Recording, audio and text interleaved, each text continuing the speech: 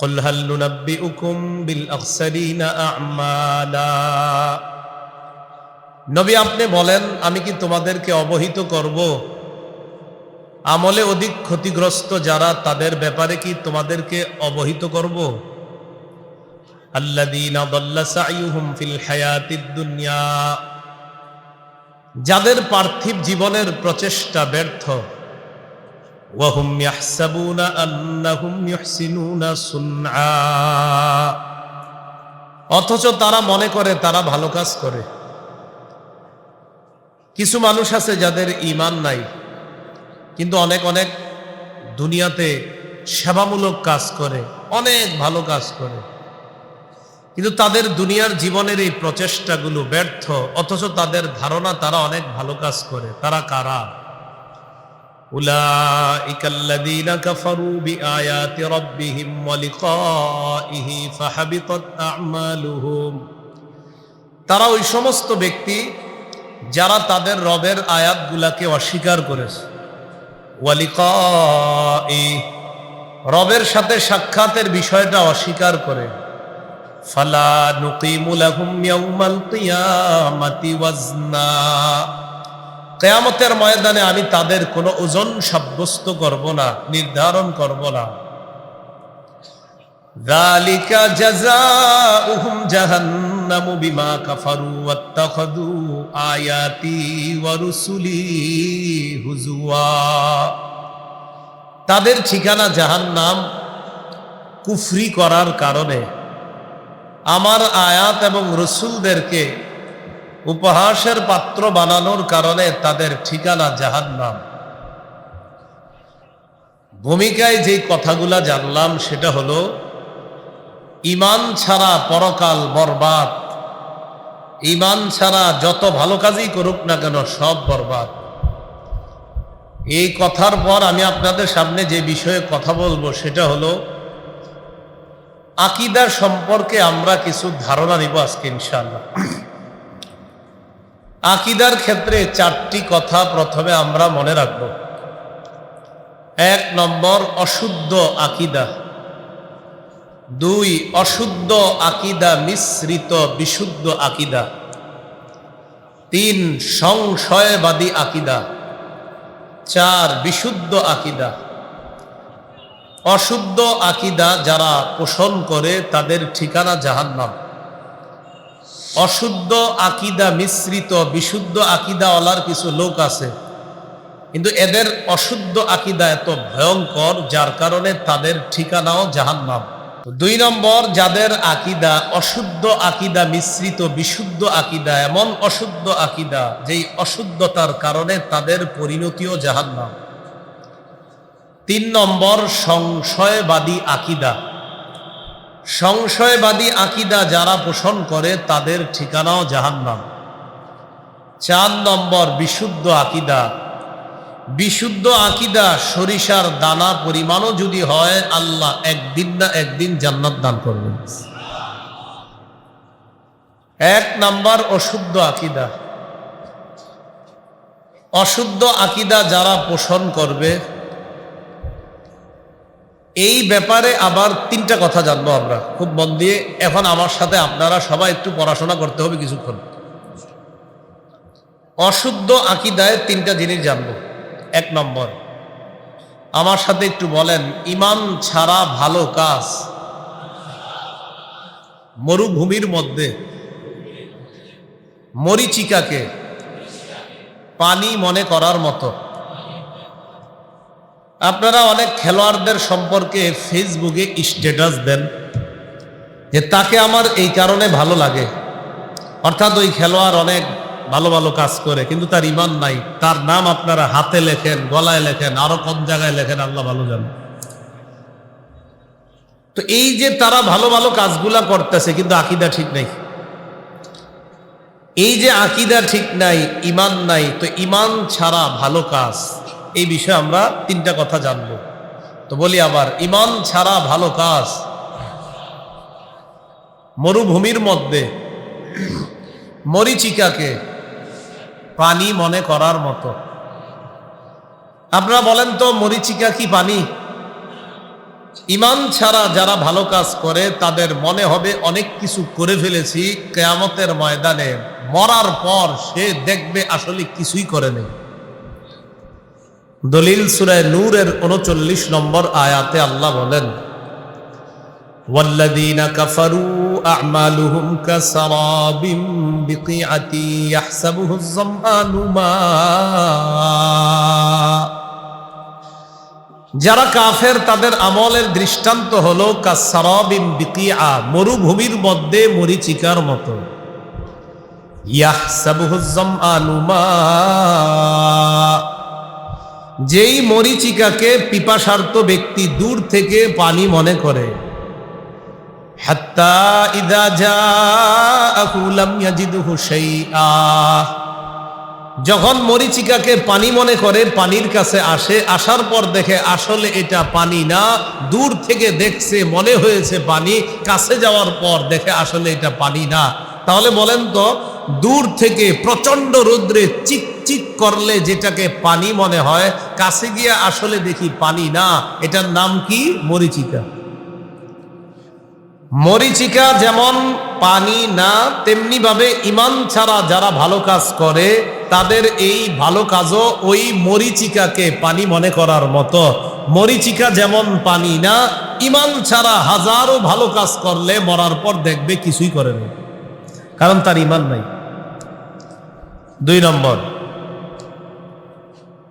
2 নম্বরটা বলার আগে একটু শোনেন।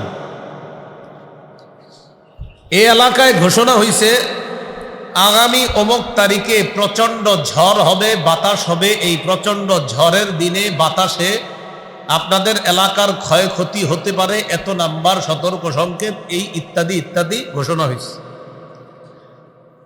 আপনারা বুদ্ধি করে কি করছেন, এলাকার সবগুলা ছাই যেন বাতাসে উড়ে না যায়, সব এই শাহবাগ মাদ্রাসার পাশে এই মাঠে আইনা উপস্থিত করছেন, পাহাড় বানাইছেন ছাইয়ের। কিসের? কেন? যেন আপনাদের ছাইগুলা বাতাসে উড়ে না যায়, এই জন্য হেফাজত করার জন্য মাঠে আইনা রাখছেন। এখন আপনারা বলেন তো, প্রচন্ড ঝড়ের দিনে প্রবল বাতাসে এই যে মাঠে ছাইয়ের স্তূপ বানাইলাম, এই ছাই থাকবে না ভাগবে? একটু বুঝছেননি তো? বুঝলে এবার আবার পড়াশোনা করি, চলেন। বলেন, ঈমান ছাড়া ভালো কাজ প্রচন্ড ঝড়ের দিনে প্রবল বাতাসে ছাইয়ের স্তূপের মতো। বলেন, প্রচন্ড বাতাসে ছাইয়ের পাহাড় যেমন থাকে না, ঈমান ছাড়া ভালো কাজের পাহাড় করলেও সেই পাহাড়ের কোনো মূল্য থাকে না। বুঝে আসছে না? তাহলে ঈমান ছাড়া ভালো কাজের পাহাড় বানাইছেন। প্রচন্ড ঝড়ের দিনে ছাই যেমন থাকবে না, ঈমান ছাড়া হাজারো ভালো কাজের কোনো মূল্য থাকবে না। দলিল সূরা ইব্রাহিমের 18 নম্বর আয়াতে আল্লাহ বলেন, মাসালুল্লাযীনা কাফারু বিরাব্বিহিম আ'মালুহুম কারামাদিন ইশতাদ্দাত বিহির রিহু ফি ইয়াউমিন আসিফ। যারা তাদের রবকে অস্বীকার করে তাদের দৃষ্টান্ত হলো কারামাত, ছাইয়ের মতো। ইশতাদ্দাত বিহির রিহু ফি ইয়াউমিন আসিফ, যেই ছাইকে প্রচন্ড ঝড়ের দিনে প্রবল বাতাস উড়িয়ে নিয়ে যায়। যারা আল্লাহকে অস্বীকার করে তারা যদি ভালো কাজের পাহাড়ও বানায়া ফেলে, ঈমান না থাকার কারণে মরণের পর প্রচন্ড ঝড়ের দিনে প্রবল বাতাসে ছাইয়ের পাহাড় যেমন কোনো মূল্য থাকবে না, মরণের পর তার ঈমান না থাকার কারণে ভালো কাজের পাহাড়ের কোনো মূল্য থাকবে না। বুঝে ঠিক কইতাছেন? তাহলে 1 নাম্বার, ঈমান ছাড়া ভালো কাজ মরুভূমির মধ্যে মরীচিকাকে পানি মনে করার মতো। 2, ঈমান ছাড়া ভালো কাজ প্রচন্ড ঝড়ের দিনে প্রবল বাতাসে ছাইয়ের স্তূপ রাখার মতো। 3 নম্বরটা বলার আগে একটু আপনারা যারা সামনে আছেন, ওলামা হযরতরা না, শুধু আপনারা যারা সামনে, একটু উপরে তাকান আমার সাথে। তাকাইছেন? এখানে কোনো ধুলাবালি চোখে দেখা যাইতেছে না? আসলে ধুলাবালি আছে, কিন্তু দেখা যাইতেছে না। তো কিছু ধুলাবালি আছে যেটা আমরা দেখি না। বাকি আগামীকাল সকালে পরীক্ষা করতে পারেন, টিনের ঘর আছে যাদের, টিনের ঘরের ছোট্ট ছিদ্র দিয়ে দেখবেন একটা রৌদ্র ঢুকে, এই রৌদ্রের আলোটা ঢুকলে দেখবেন কি জানি চিকচিক চিকচিক করে ঘুরি ঘুরি। আসলে কি এটা শুধু রৌদ্রের আলোতে না পুরা ঘরে? পুরা ঘরে। তাহলে দেখা যায় শুধু একটু জায়গায়। তাহলে এমন কিছু ধুলাবালি আছে যেগুলো আমরা আমাদের চোখের সামনে উঠতে থাকলেও আমরা দেখি না, ঠিক না? তো এবার বলেন আমার সাথে, ঈমান ছাড়া ভালো কাজ না দেখা, উড়তে থাকা বিক্ষিপ্ত ধূলিকণার মতো। তো যেই ধূলিকণা দেখা যায় না, বলেন সেটা ওজন দিবে কিভাবে? তো ঈমান ছাড়া ভালো কাজ উড়তে থাকা না দেখা বিক্ষিপ্ত ধূলিকণার মতো। দলিল সূরা ফুরকানের 23 নম্বর আয়াতে আল্লাহ বলেন, ওয়াকাদিমনা ইলা মা আমিলু মিন আমালিন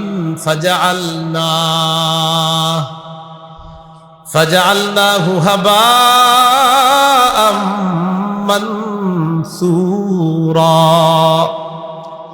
যারা ঈমান ছাড়া ভালো কাজ করে দুনিয়াতে, আমি আল্লাহ তাদের এই কর্মগুলোর সিদ্ধান্ত ফায়সালা করব, তাদের এই কর্মগুলোকে না দেখা বিক্ষিপ্ত ধূলিকণার মতো বানিয়ে দিব। কিয়ামতের ময়দানে এরা এদের ভালো কাজ খুঁজবে, পাবে না। কেন পাবে না? কারণ উড়ন্ত বিক্ষিপ্ত ধূলিকণার মতো উঠতে থাকবে, তাই সেটা পাবে না। এজন্য আল্লাহ বললেন, ফালা নুকিমু লাহুম ইয়াউমাল কিয়ামাতি ওয়াজনা, আমি তাদের আমলের কোনো ওজন নির্ধারণ করব না। কারণ যেটা উঠতে থাকে এটার আবার ওজন হবে কিভাবে? তাহলে তিনটা কথা অশুদ্ধ আকীদার ক্ষেত্রে শিখলাম। এক, ঈমান ছাড়া ভালো কাজ মরুভূমির মধ্যে মরিচিকাকে পানি মনে করার মতো। দুই, ঈমান ছাড়া ভালো কাজ প্রচন্ড ঝড়ের দিনে প্রবল বাতাসে ছাই রাখার মতো। তিন, ঈমান ছাড়া ভালো কাজ না দেখা উড়তে থাকা বিক্ষিপ্ত ধূলিকণার মতো। এবার একটা হাদিস শুনি আমরা। সহিহ বুখারীর বর্ণনা 6317 নম্বর হাদিস, কিতাবুর রিকাক, কোমল হওয়া অধ্যায়, ইমাম বুখারী রাহমাতুল্লাহি আলাইহি হাদিসটা আনছেন। قال رسول الله صلى الله عليه وسلم يجاء بالكافر يوم القيامة। কাফেরকে কিয়ামতের ময়দানে উপস্থিত করা হবে। করার পর তাকে বলা হবে, লাউ কানা লাকা মিলউল আরদি যাহাবা আকুনতা তাফতাদি বি। তোমাকে যদি দুনিয়া পরিমাণ স্বর্ণ দেওয়া হয়, সারা দুনিয়া পরিমাণ স্বর্ণ যদি তোমাকে দেওয়া হতো, তুমি কি জাহান্নাম থেকে মুক্তি পাওয়ার জন্য আমাকে স্বর্ণগুলা দিয়ে দিতা?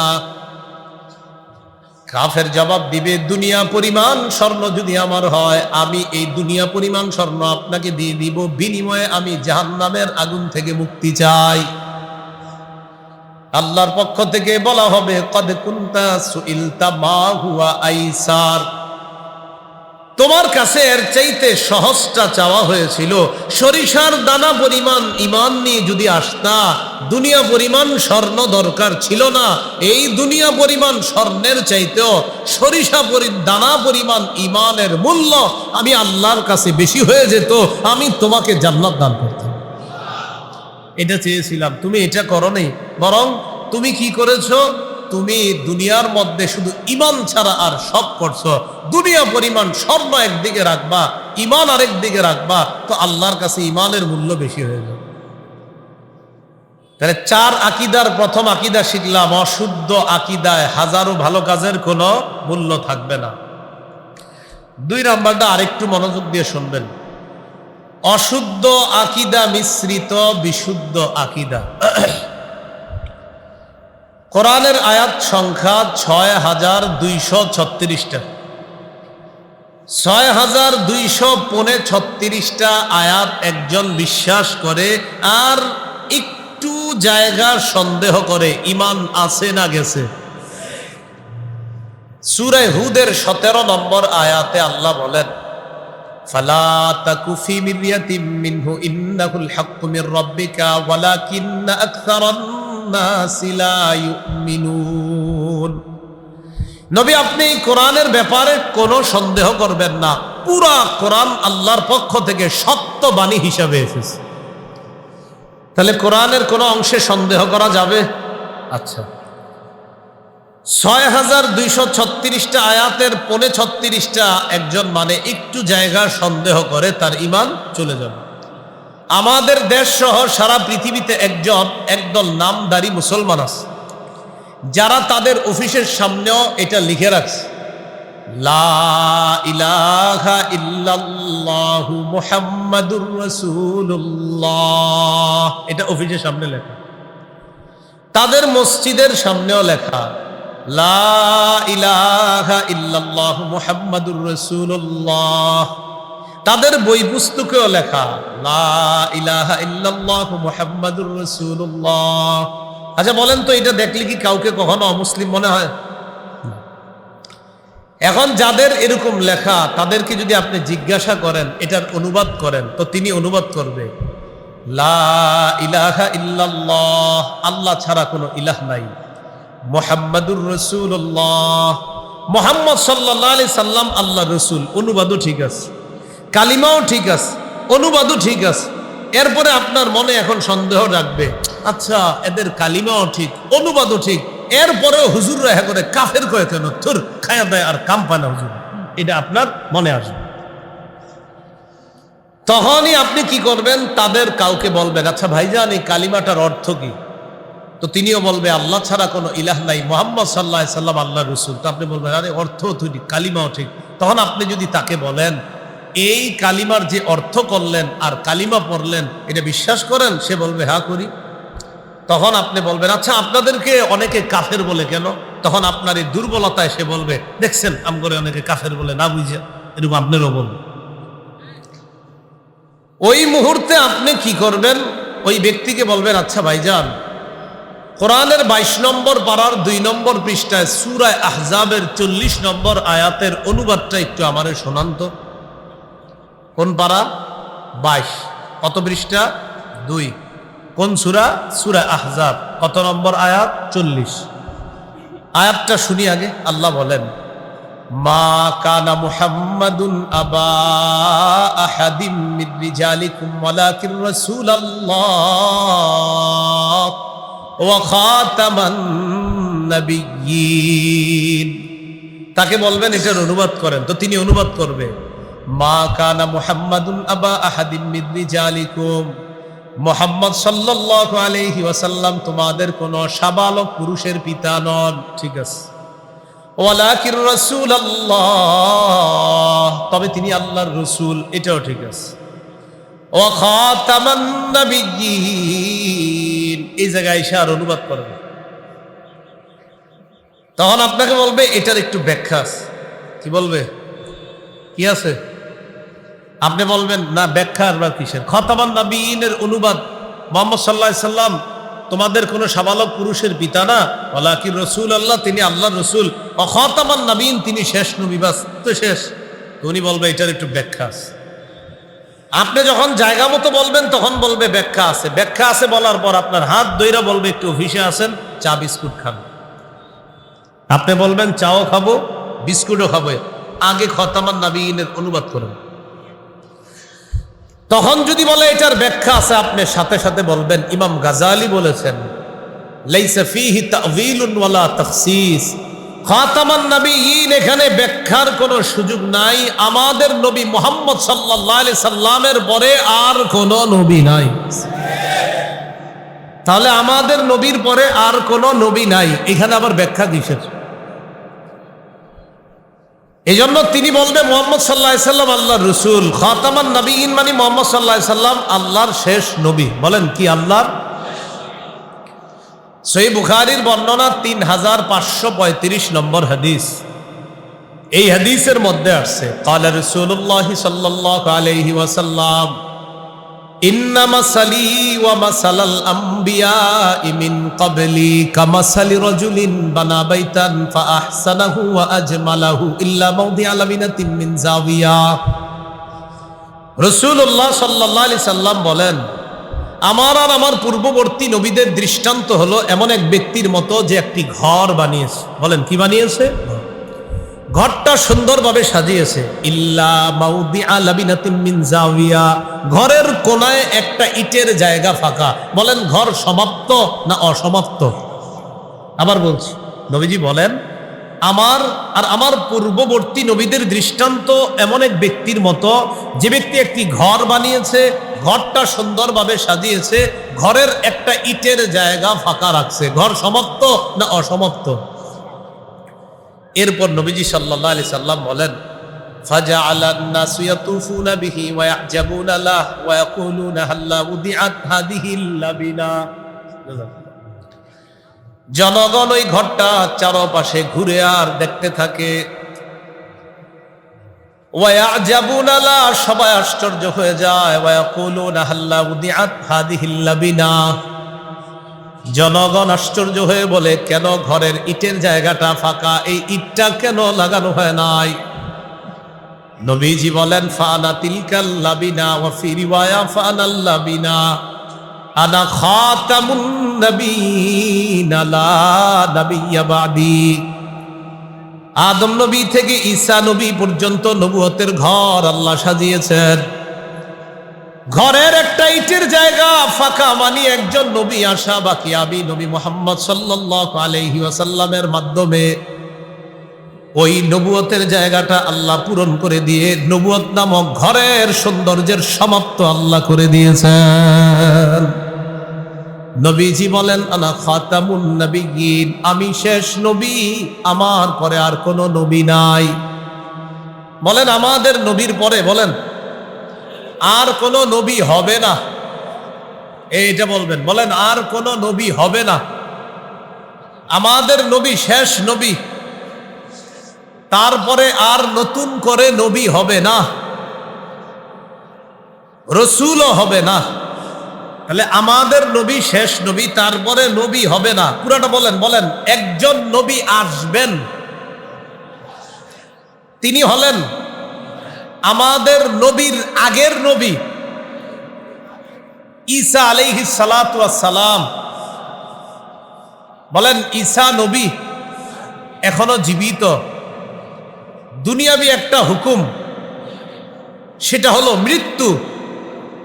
এই মৃত্যুর স্বাদ গ্রহণ করার জন্য ঈসা নবী আবার কিয়ামতের আগে দুনিয়াতে আসবেন।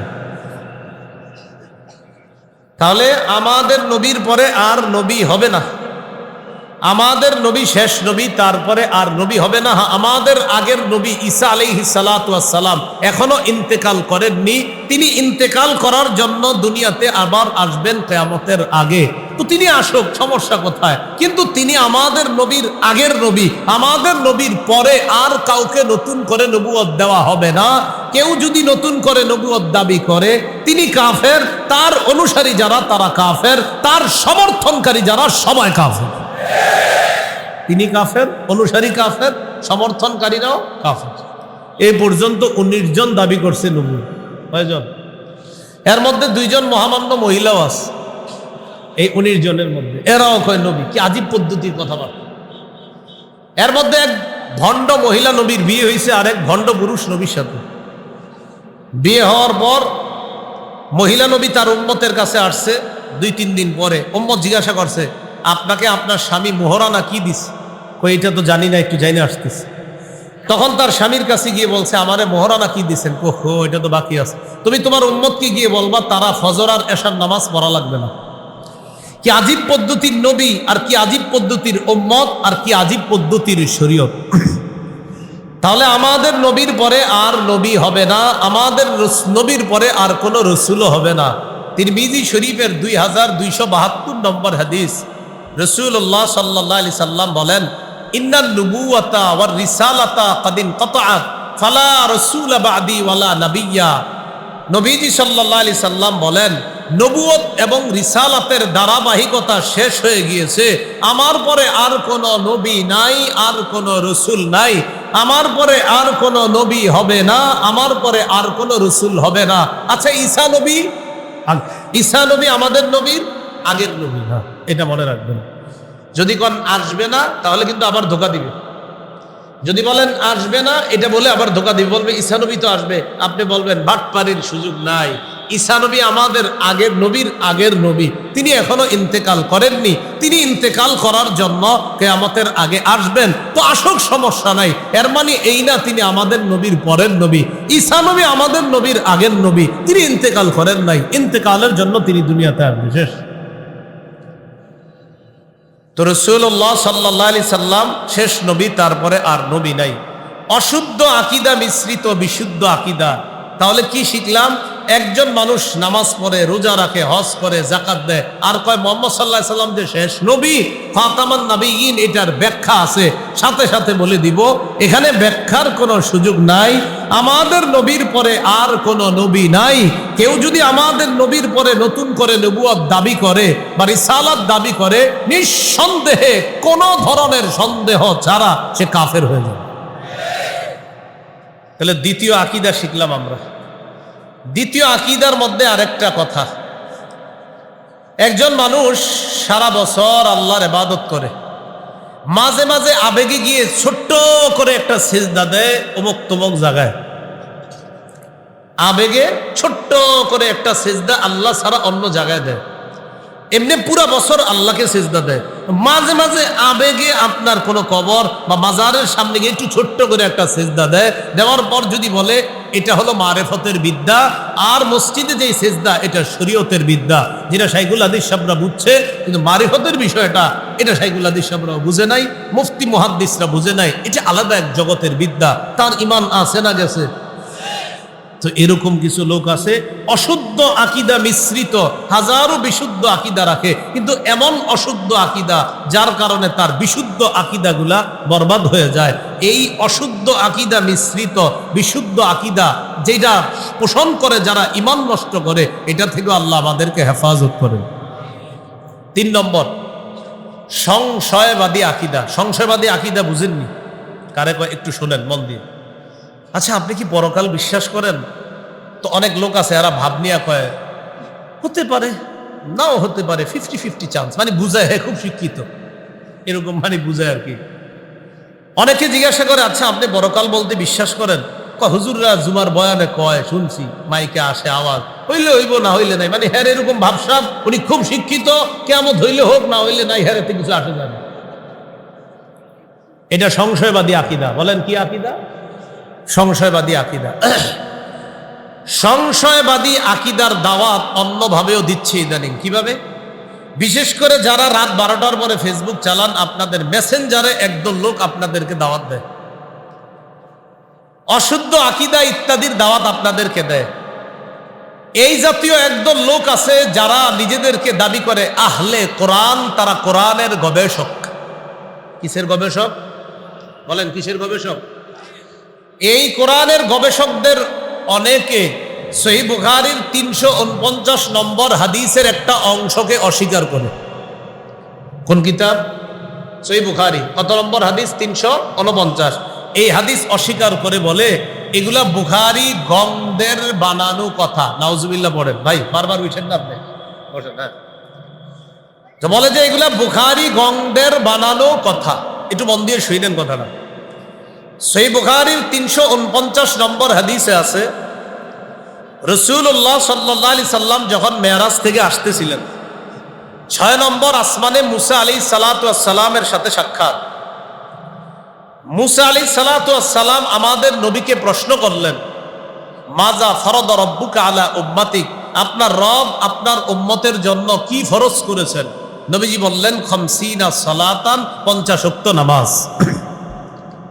মুসা নবী বললেন ইরজি ইলা রাব্বিকা ফাসআলহু তাখফিফ, আপনি আবার আপনার রবের কাছে যান, আরো কমায়া আনেন। আমাদের নবী আল্লাহর কাছে গেলেন, আল্লাহ কমায়া দিলেন। এইভাবে কমাইতে কমাইতে 45 ওয়াক্ত আল্লাহ কমাইলেন। আছে আর কয়ক্ত? 5। রওনা করলেন, মুসা নবী বললেন কয়ক্ত? কয় 5। কয় আপনার উম্মত 5 ওয়াক্ত সবাই পড়বে না, আরো কমায়া আনেন। আমাদের নবীজি বললেন ইস্তাহিয়াইতু মির রব্বি, আল্লাহরে আর এইভাবে কমানো বলতে লজ্জা লাগতেছে, আমি আমার রবকে লজ্জা পেয়েছি, আবার কিভাবে গিয়া 5 ওয়াক্ত কমাইতে বলি, আর বলবো না, 5 ওয়াক্ত নিয়ে চলে যাই। নবীজি রওনা করলেন। আল্লাহ বললেন লা ইউবাদদালুল কাউলু লাদাইয়া, হাবিব আমার কথার পরিবর্তন হবে না। 50 ওয়াক্ত দিয়েছিলাম, কথা সেটাই থাকবে, 5 ওয়াক্ত যদি পড়ে সব 50 ওয়াক্তের। আচ্ছা একটু বুঝেন এই জায়গাটা। আমরা যারা 5 ওয়াক্ত নামাজ পড়ি, আমাদের বিশ্বাস আল্লাহ যদি 50 ওয়াক্ত দিতেন আমরা 50 ওয়াক্তও পড়তাম। যারা 5 ওয়াক্ত পড়ে তারা 50 ওয়াক্তও পড়তো যদি আল্লাহ দিতেন। এখন কোরআনের গবেষক, এই গবেষকদের একজন বলে ফেললো যে 50 ওয়াক্ত নামাজ এটা তার মাথায় ধরে না, এটা বুখারী গঙ্গদের বানানো কথা, এটা তার মাথায় ধরে না। কারণ যে একদিনে 50 ওয়াক্ত নামাজ আল্লাহ কিভাবে উম্মতকে দিবে এটা তার মাথায় ধরে না, এগুলা আজগুবি কথা, বানানো কথা। কারণ তিনি কোরআন গবেষণা করতে করতে এই জায়গায় পৌঁছে গেছে যে এটা আর মাথায় ধরতেছে না যে 50 ওয়াক্ত নামাজ এগুলা ফাও কথা। এখন আমি আপনাদেরকে 2টা আয়াত শোনাবো, মন দিয়ে শুইলেন, তাহলে রাত 12টার পরে দাওয়াতে আর বিভ্রান্ত হবেন না। 21 নম্বর পারা 14 নম্বর পৃষ্ঠা, সূরা আলিফ লাম মিম আস-সাজদার 5 নম্বর আয়াত। এই আয়াতে আল্লাহ পাক রব্বুল আলামিন কিয়ামতের ময়দানের একদিনকে বলছেন আলফা সানাতিম মিম্মা তাউদ্দুন, তোমাদের গণনা অনুযায়ী 1000 বছর। কয় হাজার বছর? তাহলে একদিন কয় হাজার বছরের সমান? 1000। 29 পারার 10 নম্বর পৃষ্ঠা, সূরা মাআরিজ, সূরা মাআরিজের 4 নম্বর আয়াতে আল্লাহ বলেন তা'রুজুল মালাইকাতু ওয়ার রূহু ইলাইহি ফি ইয়াউমিন কানা মিকদারুহু 50 আলফা সানা। জিবরিল এবং ফেরেশতাগণ আল্লাহর কাছে আরোহণ করবে এমন এক দিনে যেই একদিনের পরিমাণ হবে 50,000 বছরের সমান। বলেন তো একদিনের সমান 50,000 বছর, কথাটা কি হাদিসে না কোরআনে? এই কথাটার যে আয়াতটা শোনাইলাম এটা কি হাদিস শোনাইলাম না কোরআনের আয়াত শোনাইলাম? হ্যাঁ, হাদিসেও 50,000 বছরের কথা মুসলিম শরীফের হাদিসে আছে। যারা স্বর্ণ রূপার জাকাত দেয় না তাদেরকে একদিন কিয়ামতের মাঠে শাস্তি দেওয়া হবে, ওই একদিনের পরিমাণ হবে 50,000 বছর। তো যেহেতু হাদিস নিয়ে অ্যালার্জি আছে শুধু কোরআন গবেষকদের, তাই আমি আয়াত বললাম। তাহলে সূরা মাআরিজের 4 নম্বর আয়াতে আছে একদিনের পরিমাণ 50,000 বছর। এখন কোরআনের গবেষক যারা, তাদের ব্যাপারে আমার ভালো ধারণা, সম্ভবত তারা গবেষণা করতে করতে এখনো সূরা আলিফ লাম মিম আস-সাজদার 5 নম্বর আয়াতে এখনো আসে নাই, আর সূরা মাআরিজের 4 নম্বর আয়াতে আসে নাই, কারণ তার মাথায় একদিনে 50 ওয়াক্ত ধরে না। তো কোরআনের আয়াতে আছে একদিনের পরিমাণ 50,000 বছর, যার মাথায় একদিনে 50 ধরে না ওর মাথায় 50,000 বছর ধরবে কিভাবে? তখন আল্লাহ জানে বলবে কোরআন অস্বীকার করে। এখন তো হাদিস অস্বীকার করে। তো হের একজন শিষ্যকে আমি বলছিলাম যে এটা কি, তো আমার উত্তর দিতে না পাইরা কি বলছে শেষে জানেন? এটা বিজ্ঞানসম্মত কথা, আপনি বুঝবেন না। শেষ মানে একটা কথা তো আছেই। আমি বললাম একদিনে 50 ওয়াক্ত নামাজ বেশি না একদিনের পরিমাণ 50,000 বছর, কোনটা বেশি? 50,000 বেশি না? তাহলে 50,000 বছরের কথা আছে কোরআনে, হাদিসে আছে একদিনে 50 ওয়াক্ত নামাজের কথা। 50 ওয়াক্ত বেশি না 50,000 বেশি? তো আমি যখন এটা বললাম, বলার পরে একজন কোরআনের গবেষকের অনুসারী আমাকে বলল এটা বিজ্ঞানের বিষয়, আপনি বুঝবেন না। তো এই জাতীয় কথা বলে আপনাদেরকে সংশয়ের মধ্যে ফেলে দিবে। আরেকটু শুনেন, কোরআনের মধ্যে আছে ইয়া আইয়ুহাল্লাযীনা আমানুর কাউ ওয়াসজুদু ওয়া'বুদু রাব্বাকুম ওয়াফআলুল খায়রা লাআল্লাকুম তুফলিহুন। হে ঈমানদারগণ, তোমরা রুকু করো, সিজদা করো, তোমাদের রবের ইবাদত করো। কোরআনের গবেষকরা যখন আপনারে দাওয়াত দিবে, শুধু কোরআনের গবেষকরা দিতে দিতে একদিন বলবে আপনি কি করছেন? কয় নামাজ পড়ছি। রুকু সিজদা করছেন? কয় হ্যাঁ। কয় কিভাবে? কয় এইভাবে। কোরআনের কোথাও কিন্তু নাই এইভাবে বাঁকা হয়ে রুকু করতে হবে আর ওইভাবে সিজদা করতে হবে, কোরআনের কোথাও নাই। এইভাবে আপনার ভিতরে সংশয় সন্দেহ সৃষ্টি করবে। আপনি চিন্তা করবেন কোরআনে এইভাবে রুকুর কথা নাই, সিজদার কথা নাই, তাহলে আছে কোথায়? কোরআনের ব্যাখ্যা হাদিসের মধ্যে আছে। এই জন্য কোরআনের ব্যাখ্যা হাদিস দোনোটাকেই মানতে হবে। কেউ যদি বলে শুধু কোরআন মানি হাদিস মানি না, কেউ যদি বলে শুধু হাদিস মানি কোরআন মানি না, উভয়টাই প্রতারক মুসলমানদেরকে ছলে বলে কৌশলে ইসলাম থেকে দূরে সরানোর ফিকির করতেছে। কারণ শুধু কোরআন যারা বলে মানবে, তো এই ব্যক্তি আপনাকে বলবে জোহরের নামাজ যে 4 রাকাত কোরআনের কোনো আয়াতে লেখা নাই, ফজরের নামাজ ফরজ 2 রাকাত কোরআনের কোনো আয়াতে লেখা নাই, আসরের নামাজ 4 রাকাত কোরআনের কোনো আয়াতে লেখা নাই, মাগরিব 3 রাকাত কোরআনের কোনো আয়াতে লেখা নাই, এশার নামাজ 4 রাকাত এটা কোরআনের আয়াতে লেখা নাই, এটা আছে কোরআনের ব্যাখ্যা হাদিসের মধ্যে। তাহলে বলেন তো শুধু কোরআন না শুধু হাদিস না কোরআন হাদিস? দুটোটা। তাহলে একটা যখন আপনাকে বলবে আপনার মধ্যে সংশয় সৃষ্টি করবে। এই সংশয়বাদী আকীদা যারা পোষণ করে এদের মধ্যে একদল আছে যারা পরকালকে সংশয়ের মধ্যে রাখে। 25 পারা শেষ পৃষ্ঠা সূরা জাসিয়ার 32 থেকে 35 নম্বর আয়াতে আল্লাহ বলেন, وَإِذَا قِيلَ إِنَّ وَعْدَ اللَّهِ حَقٌّ وَالسَّاعَةُ لَا رَيْبَ فِيهَا قُلْتُمْ مَا نَدْرِي مَا السَّاعَةُ। যখন বলা হয় আল্লাহর ওয়াদা সত্য, কিয়ামত হবে এতে কোনো সন্দেহ নাই, তখন তোমাদের একদল বলতা মা নাদিরি মাস সাআহ, আমরা জানি না কিয়ামত কি জিনিস, ইন্না যুন্নু ইল্লা যন্না, আমরা শুধুমাত্র ধারণা রাখি, ওয়া মা নাহনু বিমুস্তাইকিনিন, আমরা দৃঢ়ভাবে বিশ্বাস করি না। তো কিছু মানুষ কিয়ামতের ব্যাপারে বলে যে আমরা ধারণা রাখি, দৃঢ়ভাবে কিয়ামতকে বিশ্বাস করি না। এবার আমাদের আকীদাটা একটু বিশুদ্ধ করি, আমরা কি কিয়ামত হতে পারে আকীদা রাখি না নিশ্চিত হবে? হবে। কিয়ামত নিশ্চিত হবে কেমন আকীদা রাখি আমরা? সূরা নাহলের 77 নম্বর আয়াতে আল্লাহ বলেন, ওয়ামা আমরুস সাআতি ইল্লা কালামহিল বাসারি আও হুয়া আকরাব, কিয়ামতের বিষয়টা চোখের পলকের মতো ঘটে যাবে, বরং এর চেয়ে আরো 70 ঘটে যাবে কিয়ামতের বিষয়। এটা আমাদের আকীদা। সহিহ বুখারীর বর্ণনা 6506 নম্বর হাদিস, কিতাবুর রিকাব বাবু তুলুইশ শামসি মিন মাগরিবিহা, কোমল হওয়া অধ্যায়, সূর্য পশ্চিম দিক থেকে উদয় হওয়া, এই শিরোনামে ইমাম বুখারী রাহমাতুল্লাহি আলাইহি একটা হাদিস আনছেন। ক্বালা রাসূলুল্লাহি সাল্লাল্লাহু আলাইহি ওয়াসাল্লাম লা তাকুমুস সাআতু হাত্তা তাতলুআশ শামসু মিন মাগরিবিহা ফাইযা তালাআত ওয়া রাআহান নাস আমানা মান ফিল আরদি কুল্লুহুম আজমাউন। রাসূলুল্লাহ সাল্লাল্লাহু আলাইহি সাল্লাম বলেন, কিয়ামত ততদিন সংগঠিত হবে না যতদিন সূর্য পশ্চিম দিক থেকে উদয় না হবে।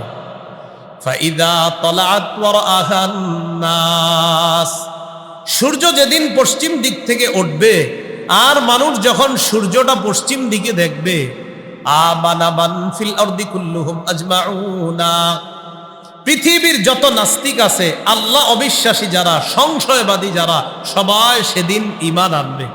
নবীজি তখন কোরআনের একটা আয়াত তেলাওয়াত করলেন, হিনা যালিকা লা ইয়ানফাউ নাফসান ঈমানুহা লাম তাকুন আমানাত মিন ক্বাবলু আও কাসাবাত ফি ঈমানিহা খায়রা, সেদিন তাদের ঈমান কোনো কাজে আসবে না, সেদিন নতুন করে কোনো আমল যারা করবে তাদের আমলও কোনো কাজে আসবে না। সূর্য যেদিন পশ্চিম দিক থেকে উঠবে সেদিন তাদের ঈমান তাদের কোনো উপকার করবে না, নতুন করে তারা যে আমল করবে এই আমলও তাদের কোনো উপকার করবে না। যতদিন সূর্য পূর্ব দিক থেকে উঠবে ততদিন আমলের কাজ হবে, ততদিন নতুন করে যদি ঈমান আনে কেউ, ঈমান আনার পর আমল করে, ঈমান আমল উভয়টা কাজ হবে সূর্য যতদিন পূর্ব দিক থেকে উঠবে। এরপর রাসূলুল্লাহ সাল্লাল্লাহু আলাইহি সাল্লাম বলেন, ওয়ালা তাকুমান্নাস সাআতু ওয়া ক্বাদ ইনসারাফার রাজুলু বিলাবানি লিতাহাতি। রাসূলুল্লাহ সাল্লাল্লাহু আলাইহি সাল্লাম বলেন, কোন ব্যক্তি উটনির দুধ দহন করছে, করার পর এই দুধটা পান করার সুযোগ পাবে না, এর আগে কিয়ামত হয়ে যাবে। ওয়ালা তাকুমান্নাস সাআতু ওয়া ক্বাদ রাফা'a আহাদুকুম উকলাতাহু ইলা ফিহি ফালা ইয়াতআমুহা, তোমাদের কেউ কেউ খাবারের লোকমাটা মুখের কাছে নিবে, গলায়ও দিতে পারবে না খাবারের লোকমা, এর আগে কিয়ামত হয়ে যাবে। তো আমাদের আকীদা বিশ্বাস হলো কিয়ামত হয়ে যাবে, নিশ্চিত হবে, এটা আমাদের আকীদা। আর আরেক দল মানুষের আকীদা হলো কিয়ামত হতে পারে, এটা সংশয়বাদী আকীদা। তাদের ব্যাপারে আল্লাহ বলেন, ওয়া মাওয়াকুমুন নার, তোমাদের ঠিকানা হলো জাহান্নাম, ওয়া মা লাকুম মিন নাসিরিন, তোমাদের কোনো সাহায্যকারী থাকবে না। এ হলো 3 নাম্বার আকীদা, সংশয়বাদী আকীদা। এই সংশয়বাদী আকীদা থেকে আল্লাহ আমাদেরকে হেফাজত করেন। তাহলে 1 নাম্বার অশুদ্ধ আকীদা, 2 নাম্বার অশুদ্ধ আকীদা মিশ্রিত বিশুদ্ধ আকীদা, 3 নাম্বার সংশয়বাদী আকীদা, 4 নম্বর বিশুদ্ধ আকীদা। বিশুদ্ধ আকীদার ক্ষেত্রে মনে রাখা, কেউ যদি সরিষার দানা পরিমাণ ইমান নিয়ে যেতে পারে, আল্লাহ একদিন না একদিন তাকে জান্নাত দান করবেন। সহিহ বুখারীর বর্ণনা 6573 নম্বর হাদিস। এই হাদিসের মধ্যে আসছে, কিয়ামতের মাঠ যখন আল্লাহ কায়েম করবেন, প্রথমে আল্লাহ একটা ঘোষণা করবেন, মান কানা ইয়াবুদু শাইআন ফাল্যাত্তাবি'। দুনিয়াতে যে যার ইবাদত করত সে যেন আজকে তার অনুসরণ করে। ফামান কানা ইয়াবুদু শামসা ইয়াত্তাবি'। যে ব্যক্তি দুনিয়াতে সূর্যের পূজা করত সে যেন সূর্যের অনুসরণ করে। ওয়ায়াত্তাবি'ু মান কানা ইয়াবুদুল কমার। যে ব্যক্তি চন্দ্রের পূজা করত সে চন্দ্রের অনুসরণ করবে। ওয়ায়াত্তাবি'ু মান কানা ইয়াবুদুত তাওয়াগীত। যে ব্যক্তি দেব দেবীর পূজা করত দুনিয়ার মধ্যে সে আখিরাতে দেব দেবীর অনুসরণ করবে। এরপর আল্লাহ পাক রব্বুল আলামিন পুল সিরাত তৈরি করবেন। ইমাম বুখারী রহমতুল্লাহি আলাইহি শিরোনাম আনছেন বাবু সিরাত জিসরু জাহান্নাম। পুল সিরাত হলো জাহান্নামের উপর দিয়ে একটা ব্রিজ। কিয়ামতের মাঠ থেকে এই ব্রিজ পার হয়ে মানুষ জান্নাতে যেতে হবে। এই পুলটার উপরে কাঁটা থাকবে। রাসূলুল্লাহ সাল্লাল্লাহু আলাইহি সাল্লাম বলেন, লা ইয়ালামু কদরা ইযমিহা ইল্লাল্লাহ। এই কাঁটাগুলা কত বড় হবে আল্লাহ ছাড়া কেউ জানে না। রাসূলুল্লাহ সাল্লাল্লাহু আলাইহি সাল্লাম বলেন, ফাকুনু আউওয়ালা মান ইউজিজু। সর্বপ্রথম এই পুল পাড়ি দিয়ে আমি জান্নাতে যাব। তাহলে পুল সিরাতটা সর্বপ্রথম পাড়ি দিবে মুহাম্মদুর রাসূলুল্লাহ সাল্লাল্লাহু আলাইহি সাল্লাম। এখন যেই বিষয়টা দেখেন, একদল মানুষ জান্নাতে যাবে আর একদল জাহান্নামে।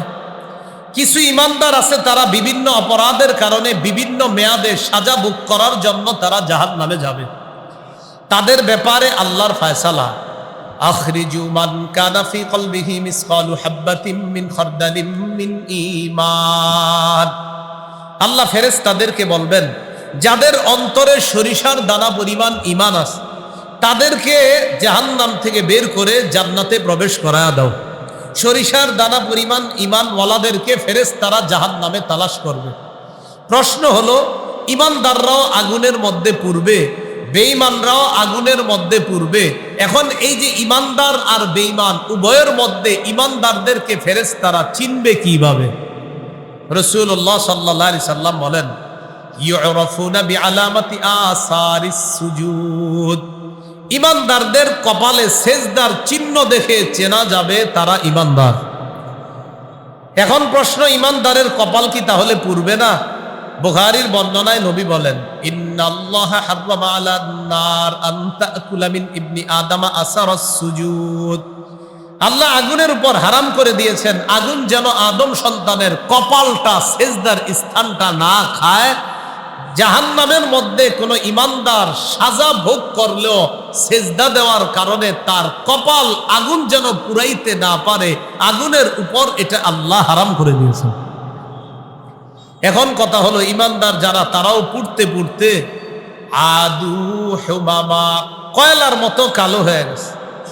এই মানুষগুলাকে আল্লাহ জাহান্নামের থেকে বের করে এদেরকে এই কয়লার মতো কালি অবস্থায় জান্নাতে দিবে না। কি করবে তাহলে? ফায়ুলকাউনা ফি নাহরিল হায়াত। জান্নাতের দরজায় একটা নদী আছে, এই নদীটার নাম সঞ্জীবনী নদী। এই নদীর মধ্যে কয়লার মতো মানুষগুলাকে ডুব দেওয়ানো হবে, চুবানো হবে।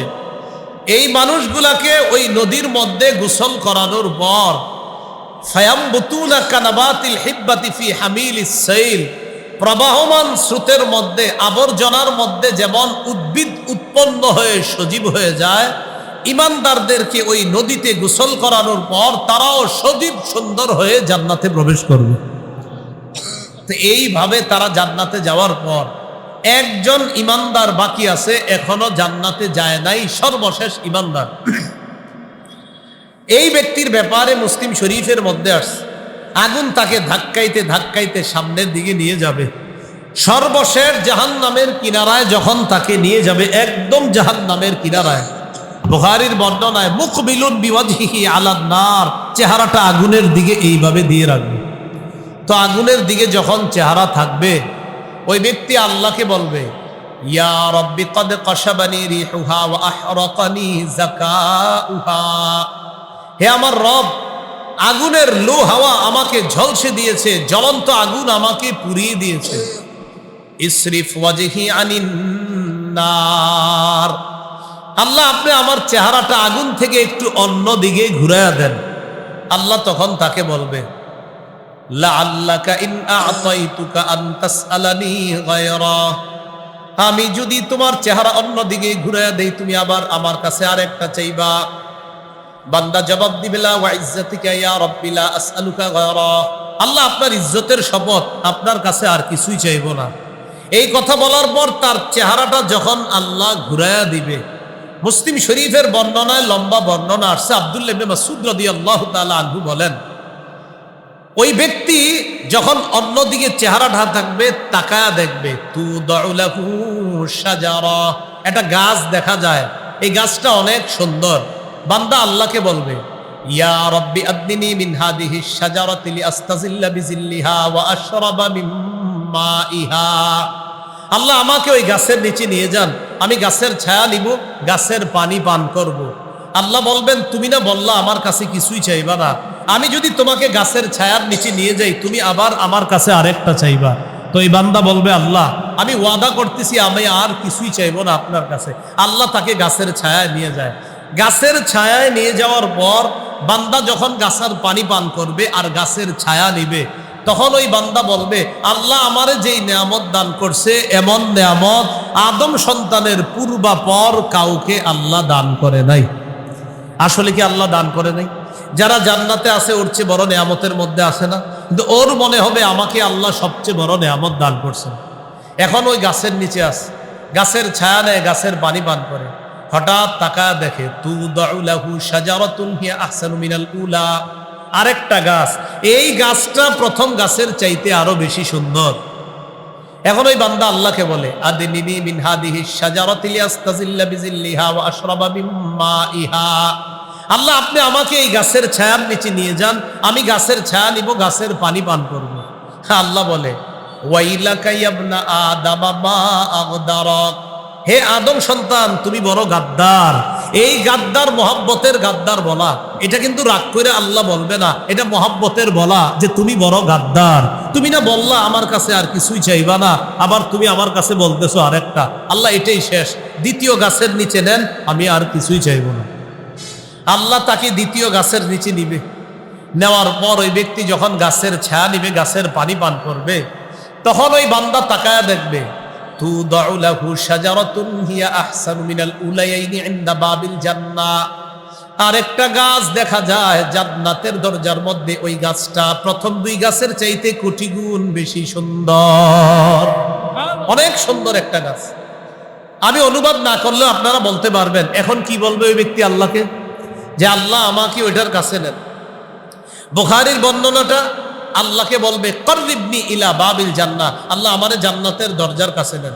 মুসলিমের বর্ণনা, আল্লাহ আমারে ওই গাছের ছায়ায় নিয়ে যান। আল্লাহ বলে, তুমি না বললা আর কিছুই চাইবা না? ওই বান্দা তখন বলবে, আল্লাহ এবার আপনার কাছে অনেকগুলা ওয়াদা করলাম, আমি আপনার কাছে আর কিছুই চাইব না। হাদিসে আসছে, ফায়ুতিল্লাহ মিন উহুদিন ওয়া মাওয়াসিক, আল্লাহর কাছে অনেকগুলা ওয়াদা করবে ওই বান্দা। আহদুনের বহু বচন উহুদ, মিসাকুনের বহু বচন মাওয়াসিক। আল্লাহ অনেকগুলা ওয়াদা আল্লাহর কাছে করার পর বলবে, আল্লাহ আমারে জান্নাতের দরজার সামনে গাছটার নিচে নিয়ে যান, আমি ওয়াদা করলাম আমি আর আপনার কাছে কিছুই চাইব না। তখন ওই বান্দাকে আল্লাহ পাক রব্বুল আলামিন এত এত ওয়াদা করার পর জান্নাতের দরজার সামনে গাছের নিচে যখন নিয়ে যায়, মুসলিমের বর্ণনা, জান্নাতীদের আওয়াজ তার কাছে কানের মধ্যে আসে। বুখারীর বর্ণনা, দরজা দিয়ে তাকায়া দেখে বাড়ি সুন্দর, মানুষ সুন্দর, গাছ সুন্দর, ফল সব সুন্দর। এখন এই বান্দা আল্লাহকে আর কিছু বলে না। কেন বলে না? এবার ওয়াদা করছে অনেকগুলা। হাদিসে আসছে, সাকাতা মাশা আল্লাহু আইয়াসকুতা, ওই বান্দা লম্বা সময় চুপ থাকবে, কিছুই বলবে না আল্লাহকে। সর্বশেষ ওই বান্দা যেই কথাটা বলবে, এটা আপনাদেরকে আমি বলি, অবিকল এই বাক্যটা বলবে, লম্বা সময় চুপ থাকার পর হঠাৎ বলে ফেলবে, ইয়া রব্বি আদখিলনিল জান্নাহ, আল্লাহ আমারে আপনি জান্নাতে প্রবেশ করায় দেন। এটা বলে ফেলবে। এটা যখন বলে ফেলবে, হাদিসে আসছে লা ইয়াজালু ইয়াদউল্লাহ, আল্লাহকে শুধু ডাকতেই থাকবে বারবার, আল্লাহ দেন, আল্লাহ দেন, আল্লাহ আমারে দেন না, জান্নাতে পৌঁছায়া দেন, এইভাবে বারবার বলতে থাকবে। হাদিসে আসছে বান্দা যখন এইভাবে বারবার বলতে থাকবে আল্লাহ দেন দেন দেন, রাসূলুল্লাহ সাল্লাল্লাহু আলাইহি সাল্লাম বলেন বান্দার এই বাচ্চা সুলভ আচরণ দেখা হাত্তা দহিকার রব, আল্লাহ একটা হাসি দিবেন ওর এই আচরণ দেখা, আল্লাহ হেসে দিবেন। তো যখন আল্লাহ হেসে দিবেন, এই হাদিস বর্ণনার পর আব্দুল্লাহ ইবনে মাসউদ রাদিয়াল্লাহু তাআলা আনহু হাসি দিস। তো মনে করেন আমিও একটা হাসি দিলাম, তা আপনারা আমারে জিগান কেন হাসলেন, জিজ্ঞাসা করেন। এই যে জিজ্ঞাসা করছেন না, এই হাসি দেখার পর এটা জিজ্ঞাসা করা, এটা সুন্নত। আব্দুল্লাহ ইবনে মাসউদ রাদিয়াল্লাহু তাআলা আনহুর ছাত্রদেরকে তিনি বললেন, আলা তাসআলুনি মিম্মা আদহাকু, তোমরা কি আমার কাছে জানতে চাইবা না আমি কেন হাসি? ছাত্ররা প্রশ্ন করলেন, হুজুর আপনি কেন হাসেন? আব্দুল্লাহ ইবনে মাসউদ রাদিয়াল্লাহু তাআলা আনহু জবাব দিলেন, নবীজি যখন এই হাদিস আমাদেরকে বলছে, বলার পর নবী একটা হাসি দিছে, হাসি দেওয়ার পর আমাদেরকে বললেন, আচ্ছা তোমরা কি আমার কাছে জানতে চাইবা না আমি কেন হাসলাম? আমরা সাহাবীরা নবীর কাছে প্রশ্ন করলাম, হুজুর আপনি কেন হাসলেন? নবীজি বললেন, আল্লাহ হাসছে তাই আমি হাসছি। তো আল্লাহ পাক রব্বুল আলামিন হাসি দেওয়ার পর ওই বান্দাকে এক পর্যায়ে আল্লাহ জান্নাতে প্রবেশ করায় দেয়। এখন দেখেন আরেকটু মজার কথা, জান্নাতে প্রবেশ করানোর পর সহিহ বুখারীর 6571 নম্বর হাদিসে আসছে, মানে যে হাদিসটা শোনাইলাম এর 2টা হাদিস আগে আসছে। ওই বান্দা যখন জান্নাতের মধ্যে যায়, যাওয়ার পর বান্দাকে আল্লাহ জান্নাত দিছে, তো জান্নাতে যার যার অবস্থানে তারা আছে, জান্নাতের মহলগুলা পরিপূর্ণ হয়ে আছে। ওই বান্দা কোনো বাড়ির মধ্যে গিয়ে আশ্রয় পায় না, কারণ সবাই সবার মহল আসন দখল করে আছে। তিনবার আল্লাহর কাছে বলবে, আল্লাহ ইন্নাহা মাল আ, জান্নাতের সব বালাখানা পরিপূর্ণ, আমি থাকার কোনো জায়গা পাইতেছি না। এইভাবে আসার পর আল্লাহ বলবে উদখুল, আরে তুমি যাও। তো একবার, আবার ফিরে আসবে, আল্লাহ বলবে যাও, আবার ফিরে আসবে, আল্লাহ বলবে যাও। এইভাবে 3বার বলবে ইন্নাহা মাল আ, আল্লাহ পরিপূর্ণ, তো আমি কোথায় যাব? এক পর্যায়ে আল্লাহ বান্দাকে বলবে তামান্না মিন কাজা ওয়া কাজা, আচ্ছা তুমি আমার কাছে চাও, এটা চাও, ওটা চাও, এই জিনিসগুলো আল্লাহ শিখায়া দিবে। ঠিক আছে তুমি আমার কাছে ওটা চাও, ওটা চাও, আচ্ছা দিবে কে? কে দিবে? আল্লাহ। তো আল্লাহ দিবেন, আল্লাহ আবার চাওয়াইতেছেন বান্দাকে, যেই জিনিসগুলা আল্লাহ তাকে দান করবেন আল্লাহ দিয়ে দিলেই তো হয়। এরপরেও আল্লাহ বান্দাকে বলবে তুমি আমার কাছে চাও। কেন বলবে? এটা আল্লাহর পছন্দ যে বান্দা আমার কাছে চাইবে আমি তাকে দিব, এটা আল্লাহর পছন্দ।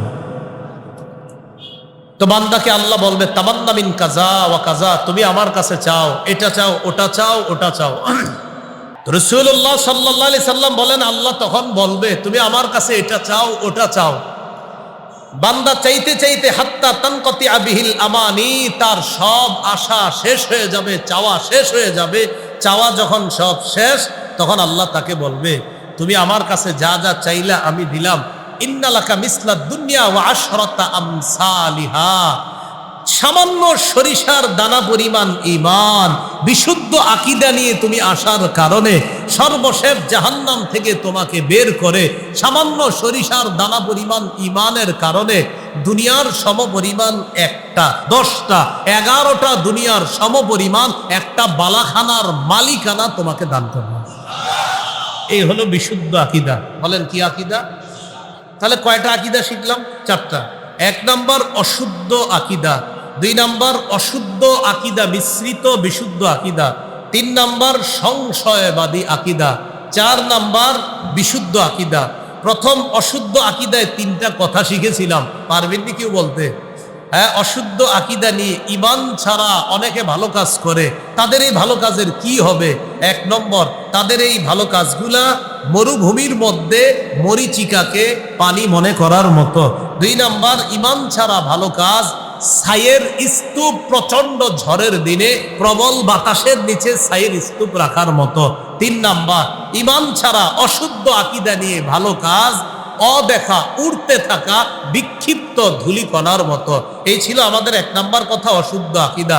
2, অশুদ্ধ আকীদা মিশ্রিত বিশুদ্ধ আকীদা, মানে তার অনেক আকীদা বিশুদ্ধ আছে, কিন্তু এমন একটা অশুদ্ধ আকীদা যার কারণে তার বিশুদ্ধ আকীদাগুলার কোনো মূল্য থাকে না। 3, সংশয়বাদী আকীদা। এই 3টা আকীদা পোষণকারীর ঠিকানা জাহান্নাম। 4, বিশুদ্ধ আকীদা। বিশুদ্ধ আকীদার ক্ষেত্রে আপনাদেরকে আমি আবদার করব, আপনারা এই এলাকার অনেক মুসলমান আছে যারা দাবি করে আমি মুসলমান, আমার নাম আব্দুর রহমান, আব্দুর রহিম, কিন্তু তাকে আপনি বলবেন নামাজ পড়তে চলেন, সে আপনাকে মুখের উপর বলবে কেন নামাজ পড়বো, আপনি বলবেন নামাজ ফরজ, আপনারে মুখের উপর বলবে নামাজ ফরজ করে কে কইস। নামাজের ফরজিয়াত যদি কেউ অস্বীকার করে, ইমাম নববী লিখেছেন ইন কানা তারিকুস সালাতি মুনকিরান লিউজুবিহা, কেউ যদি নামাজের ফরজিয়াতকে অস্বীকার করে তার ঈমান চলে যাবে, সে কাফের। 2 ব্যক্তিকে আমি দাওয়াত দিলাম, একজনকে বললাম নামাজে চলেন, সে বলতেছে হুজুর কালকে থেকে পড়ি, নামাজ যে ফরজ বিশ্বাস করেনি। হ্যাঁ হ্যাঁ, নামাজ না পড়লে গুনাহ হয় বিশ্বাস করেনি। হ্যাঁ এটাও বিশ্বাস করি। পড়েন না? মাঝে মাঝে পড়ি, মাঝে মাঝে ছেড়ে দেই, তো আল্লাহ গুনাহ দিবে না? জি হুজুর গুনাহ দিবে। তার মানে ওর আকীদা নামাজ ফরজ, এটা বিশ্বাস করে। আরেকজনের আকীদা হলো নামাজ পড়তে চলেন, নামাজ পড়লে কি হবে? আরে ভাই নামাজ না পড়লে গুনাহ হবে। কে বলছে গুনাহ হবে? ভাই নামাজ ফরজ, আল্লাহর বিধান পালন না করলে তো গুনাহই হবে। তখন আপনি যদি মুখের উপর সাথে সাথে বলে ফেলেন নামাজ যে ফরজ, এটা আপনাদের কে বললো? এটা যদি বলেন তার মানে আপনি নামাজের ফরজিয়াতকে অস্বীকার করছেন। নামাজের ফরজ এটা যদি অস্বীকার করেন তো ঈমান থাকবে না। এমন অনেক মুসলমান আপনি পাবেন যারা ফরজ বিধানগুলাকে ডাইরেক্ট মুখের উপর অস্বীকার করে। তো এই জন্য এই জাতীয় অস্বীকার আকীদা যাদের আছে, এটা দাওয়াত দেওয়া, আগে স্বীকার করান নামাজ ফরজ, হজ ফরজ, রোজা ফরজ, যাকাত ফরজ। তাহলে 4টা বিষয় জানলাম, অশুদ্ধ আকীদা, 2 অশুদ্ধ আকীদা মিশ্রিত বিশুদ্ধ আকীদা, 3 সংশয়বাদী আকীদা। সংশয়বাদী আকীদায় আপনার সন্তান জড়িয়ে পড়ে, মোবাইলে সারা রাত চালাইতে চালাইতে ও যে কোন কোন সংস্থার দাওয়াত পাইতেছে আপনি নিজেও জানেন না। হঠাৎ আপনার একদিন বলবে আব্বা আপনার তো এই এই জিনিসগুলা ঝামেলা আছে, তখন আপনি বলবেন মানে কি? হ্যাঁ, কারণ ও মোবাইল থেকে কি কি জানি শিখছে, শিখে এখন আপনার ভুল ধরতে আইসা গেছে হঠাৎ। এই জন্য এদেরকে সতর্ক অবস্থানে রাখা। 4 নাম্বার বিশুদ্ধ আকীদা, এটাই হলো মূল। বিশুদ্ধ আকীদা নিয়ে যেন আমরা সবাই জান্নাতে আবার দেখা করতে পারি, আল্লাহ তৌফিক দান করেন। সুবহানাল্লাহি ওয়া বিহামদিহি, সুবহানাকাল্লাহুম্মা ওয়া বিহামদিকা, আশহাদু আল্লা ইলাহা